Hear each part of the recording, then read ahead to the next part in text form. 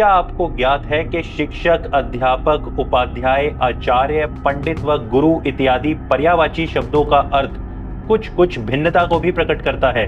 वामन शिवराम आप्टे के ग्रंथ संस्कृत से हिंदी कोश के अनुसार शिक्षक वो है जो किसी विषय का उपयुक्त ज्ञान दे, अर्थात जो आप में किसी विषय का ज्ञान वर्धन करे। अध्यापक वो है जो वेद, व्याकरण व शास्त्रों पर व्याख्यान दे, अर्थात विद्या अभ्यासी को इन विषयों का वाचन पाठ कराए। आज के संदर्भ में हम कह सकते हैं कि किसी विषय के फैक्ट्स और इंफॉर्मेशन को ओरली पढ़ाने वाले को अध्यापक या अध्यापिका कहते हैं। भारतीय स्मृतिकारों के अनुसार अध्यापक 3 प्रकार के होते हैं। एक वो जो धर्मार्थ अर्थात धन की अपेक्षा के बिना अध्यापन कराएं। दूसरे वो जो किसी सेवा प्राप्ति के प्रतिफल रूप में अध्यापन कराते हैं। और तीसरे वो जो किसी पारिश्रमिक को प्राप्त करने के उद्देश्य से अध्यापन कराते हैं। इसमें अपनी आजीविका चलाने के उद्देश्य से अध्यापन कराने वाले अध्यापक को ही उपाध्याय कहा जाता है। अब अध्यापक से उच्च स्तर पर आते हैं आचार्य, जो विद्या अभ्यासी को यज्ञोपवीत पहनाकर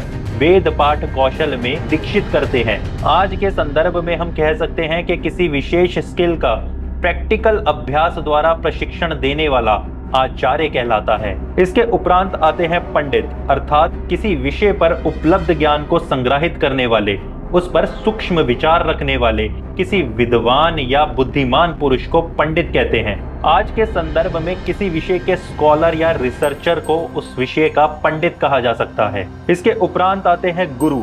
गुरु का अर्थ विभिन्न संदर्भों में भिन्न भिन्न लिया जाता है। जैसे आध्यात्मिक क्षेत्र में आत्मा से परमात्मा के संबंध का ज्ञान देने वाले को गुरु कहा जाता है। समाज में वर्ण और आश्रम के प्रधान को भी गुरु कहा जाता है। किंतु अध्यापन के क्षेत्र में गुरु वो है जो किसी नवीन सिद्धांत की व्याख्या करे, अर्थात किसी विषय पर न्यू थ्योरी या न्यू प्रिंसिपल को स्थापित करने वाला गुरु कहलाता है।